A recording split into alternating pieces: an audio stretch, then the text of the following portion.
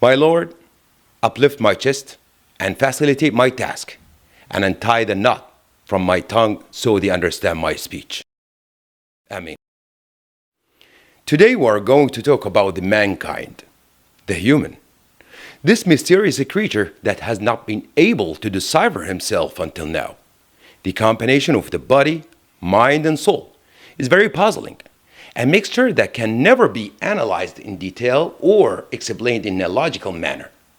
And even if these components seem simple to some people, or others may see it as a natural alphabet with nothing exciting about it, this combination has crowned the mankind as the king of this planet and enabled us to invade it and control it undisputedly. Our bodies are complex machines that work in a comparable efficiency, strong build, precise network of nerves, balance formation, strong, elastic, and flexible. We are capable of doing the unimaginable, designed in a way that enables us to do anything. We can perform an acrobatic moves just like any trained monkeys or better. We crawl like chameleons and swim like seals, and even we fly and glide with a simple aerodynamic customization. We can live in cold environments like penguins and hot environments like camels. We are able to survive and thrive in the worst conditions. By training, we can write the most beautiful calligraphy with our tongues and play the most beautiful musical pieces with our toes. And the shocking fact that our bodies are nothing but a mass of water and clay. This powerful body requires a lot of care to maintain it functional, such as food, drink, defecation, sleep, warmth, medical care, and incessant cleaning, as everything comes out from this body is not considered clean, but rather outputs that must be cleaned to avoid diseases and getting rotten. It's a burden. Really, it's a burden with no relief till we die.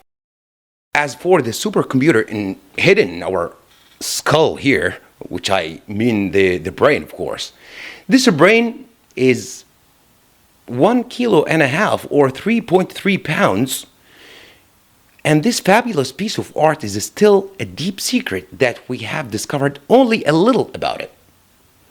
All what it needs to show its supernatural power is a little energy enough to light a 20-watt light bulb, to move more than 86 billion neurons. Imagine? And with all this huge amount of intelligence, the mind has not yet been able to understand itself. And by the way, this is the reason why we use light bulb to illustrate an idea, or when someone gets a sudden solution for a specific problem. The depth of this brain hides the process of understanding, perception, awareness, storing and restoring data. But the depth of the depth has a very complicated network of feelings and beliefs as undissolving enigma. By genially designed body and super processing brain, we could harness the earth resources in our favor and put the other creatures in our service.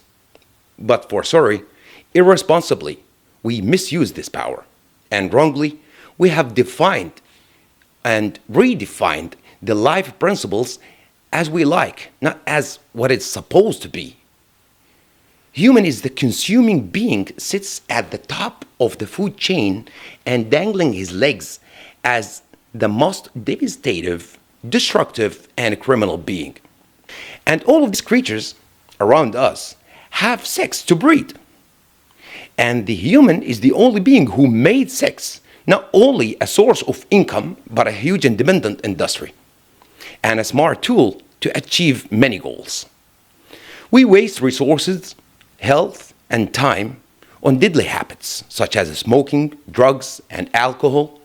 The human is the only being, despite his power and ascendancy, worships, submits, and sanctifies menial things, helpless things, things way weaker than him. All creatures hunt to eat and live. except a human.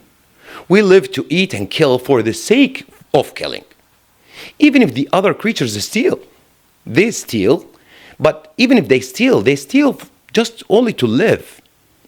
Except a human steals to enjoy the other's deprivation and satisfy the sticky feeling of greed and feed the insatiable hunger of possessing. Recklessly, we are all tools of a crime that may get activated at any moment. We are just like a lurking mine waiting any bad or unmonitored circumstance to slip on it. This is why I believe that we shouldn't we shouldn't judge someone in a good or peaceful or prosperous conditions, where the majority are good or can hide their real personality. Go and find the wisdom when people have or maybe suffering the hardship, hungry or sick, where wars are munching people's flesh, where disasters flipping everything upside down and peeling the fake layer of goodness and unleash the ugly predator inside us. Simply, we lie because we sin, and we sin because we are cold-hearted or lazy to learn, or weak, and we are strong only for arguments, hasty to live the joy or carelessly ignorant. The relationship between the tough conditions and being bad person is positive. It's a positive relationship, and the only precious people that can offbeat this relation, and there are really few, and the fewer people has it as a negative relationship. How? In which they can give their best in the worst conditions. The more bad conditions, the best they give. All the bad characteristics do exist in all human beings, in all different proportion, but it overwhelms the good side of the majority. Therefore, I dissent with describing the good deeds and acts as a humane or humanitarian. The reason of this elusive description is that a human is filled by latent evil, very arrogant in compare of his super microscopic size in this unlimited universe. In war, for example, in which people ignited and kill each other by millions, we call any intervention by third party to cease fire or to treat wounded and injured, bring food, medicine, and supplies, or provide shelters for refugees. We call it a humanitarian intervention. If this simple rule, which may have saved some of hundreds of people, is a humanitarian, how can we describe the savage war itself in which millions were killed and cities were demolished? Is it a humanitarian? Yes, without a doubt. Destruction and killing are very humane. And let's not limit the comparison to wars only. Imagine the money that has been spent in the security and protection industry, such as locks of all kinds, safes, walls, alarms, surveillance cameras, detectors, and even antivirus software and cyber attack shields. And let's add the budget of defense and armies, police, intelligence, and security companies and agencies, guards, or any money or resources that are spent to secure and protect. And let's not forget the money that has been spent in crime investigations, courts, and the loss that has occurred because of crime's influences. And also add the jails and rehabilitations managerial expenses. That's a lot of money. We are talking about a very huge amount of money that if it was spent to cover the needs of human beings, there would be nothing left on this earth to fight for. And this is enough. I believe this is enough as an evidence to prove that this earth with its resources is sufficient for everyone. And the announced reason for wars, it's only cliche stuffed by lies, and the main reason behind every conflict or wars is only for sovereignty and supremacy, subject to the rule of bad or good. All conflicts that has occurred in the past or happening currently or will happen in the future are orbiting around these reasons, with no exception, directly or indirectly, whether you realize it or not, agree or disagree, deny or accept. The master of this planet, in fact, is dominated by a very bad temperaments and wobbling inclinations, which exceed the survival needs, such as greed, haste, selfishness, cruelty, love of money, power, fame, more than anything else, with all injustice that resulted by all mentioned. After all, we are located in the middle. Which middle? What that I'm talking about is we are between two creatures, angels, animals, and we are in the middle. Angels have the mind to think and do not have survival needs such as food, drink, sex, and sleep. And their mind simply leads them to obey the divine power by doing good without any obstacles caused by survival needs. But animals, on the other hand, programmed to survive according to its strength and survival needs. And it does anything, no matter what or how, to survive. For us, as a human, we have the mind that angels have and the survival needs that the animals have. If we do good despite the restriction and burdens of the survival needs, we become better than the angels because they don't have the survival needs. And if we do the bad despite our having a mind to think and the ability to distinguish, we will be worse than animals. Why? Because animals simply has no mind to think. Okay, let's give an example.